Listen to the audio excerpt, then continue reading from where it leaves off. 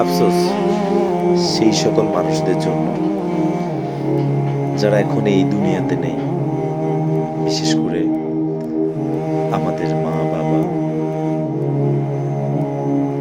যারা অনেক কষ্ট করে,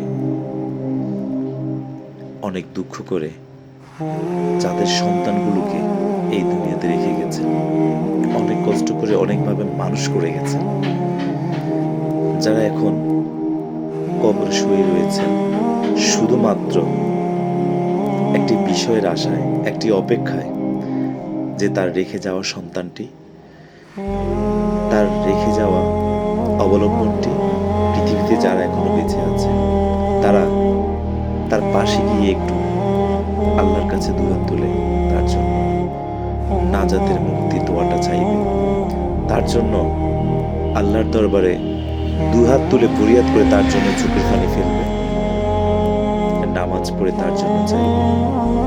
দুঃখের বিষয়, আফসোস সেই সকল সন্তানদের জন্য যারা এখনো বেঁচে আছে এই পবিত্র রমজান মাসে।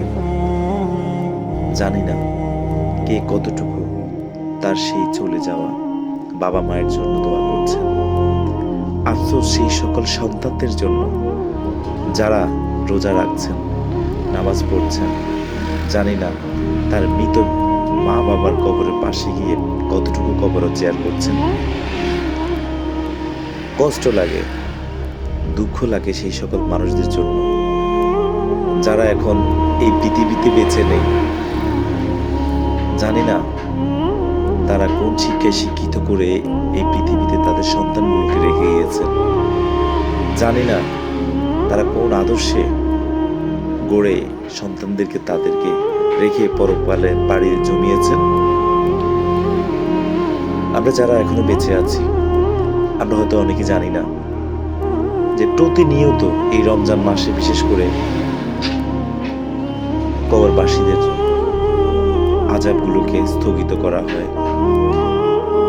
আমরা এই রমজান মাসে বেশি বেশি করে যেন আল্লাহর দরবারে দুহাত তুলে ফরিয়াদ করতে পারি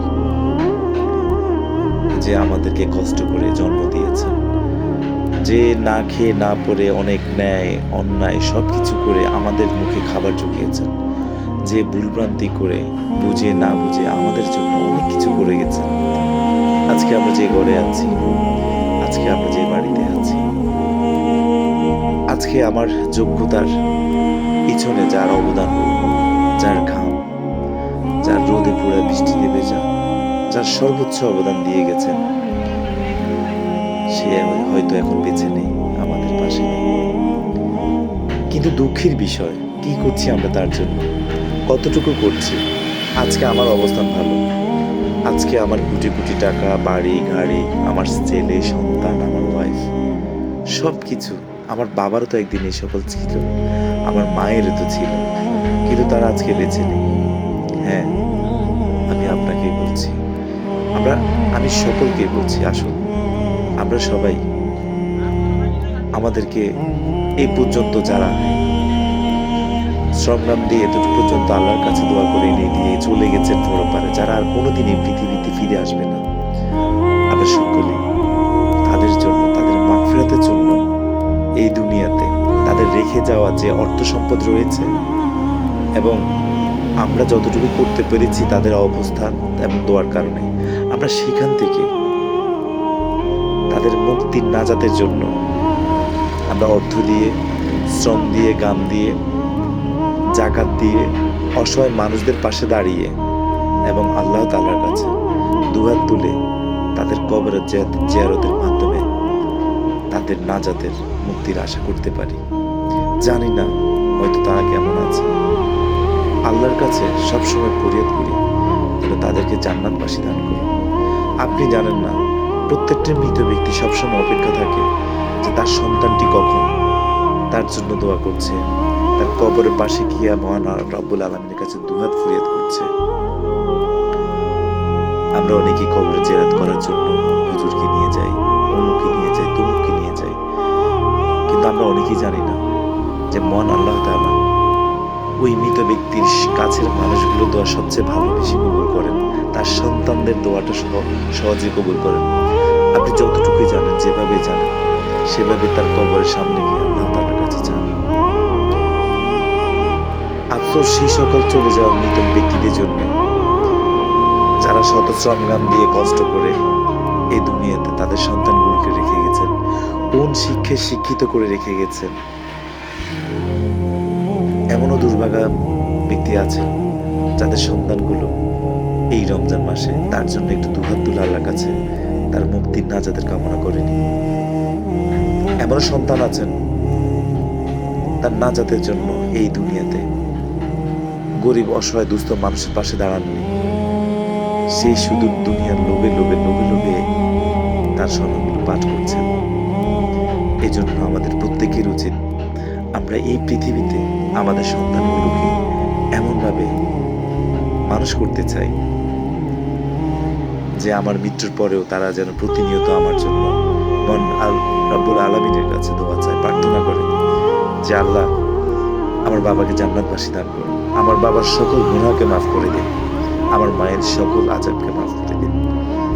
আপনি কোন শিক্ষায় শিক্ষিত করতে যাচ্ছেন আপনার সন্তানকে একটু ভেবে চিন্তে করবেন, কারণ আমাদের সকলকে মৃত্যুর স্বাদ গ্রহণ করতে হবে। জানি না কে কখন চলে যায়। অন্তত আপনি যে মানুষগুলোকে রেখে যাচ্ছেন তারা যেন আপনার জন্য একটু দোয়া করে, তারা যেন আপনার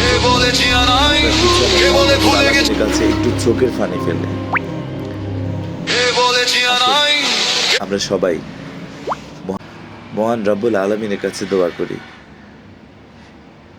যারা এখনো পর্যন্ত বাবার কবর জিয়ারত করেন নাই, মায়ের কবর জিয়ারত করেন নাই, তারা দেরি না করি ফজর নামাজ পড়েই তার কবরের পাশে গিয়ে আল্লাহ তাআলার কাছে দুহাত তুলে ফরিয়াদ করবেন। এবং যার অর্থ আছে সে অর্থ দিয়ে বাবা মায়ের জন্য দোয়ার দরখাস্ত আল্লাহ তাআলার কাছে চান। এবং যাদের অবস্থান আছে গরিব অসহায় মানুষদের পাশে দাঁড়িয়ে তার বাবা মার কবরের আযাব থেকে রক্ষা করার জন্য ফরিয়াদ করুন। কারণ ওই দুনিয়াতে কবরবাসীরা কারা কোন অবস্থায় আছে আমরা কিন্তু কেউ বলতে পারি না, কেউ জানি না।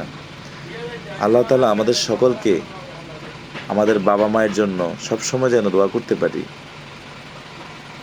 এবং আমাদের রেখে যাওয়া সন্তানগুলোকে, আমাদের ভবিষ্যৎগুলোকে অন্তত এতটুকু মানুষ করতে পারি যেন তারা আমাদের কবরের পাশে গিয়ে বা নামাজে বসে আমাদের জন্য দোয়া ফরিয়াদ করতে পারে। আপনার সন্তানটি ইঞ্জিনিয়ার হয়েছে, আপনার সন্তানটি পুলিশ হয়েছে, আপনার সন্তানটি নৌবাহিনী হয়েছে, ডিসি হয়েছে, এসপি হয়েছে, ওসি হয়েছে, কিন্তু এখানে শেষ নয়। মহান রব্বুল আলামিন দেখবেন আপনার রেখে যাওয়া সম্পত্তিগুলো, ওয়ারিশগুলো কে তার কাছে দুহাত তুলে আপনার জন্য চাচ্ছে, কে মানুষের সামাজিক কার্যক্রমগুলো করে অসহায় মানুষদের পাশে দাঁড়িয়ে তার চলে যাওয়া মৃত ব্যক্তিগুলোর জন্য আল্লাহ তাআলার কাছে সুপারিশ করছে, দোয়া চাচ্ছে, সহযোগিতা চাচ্ছে।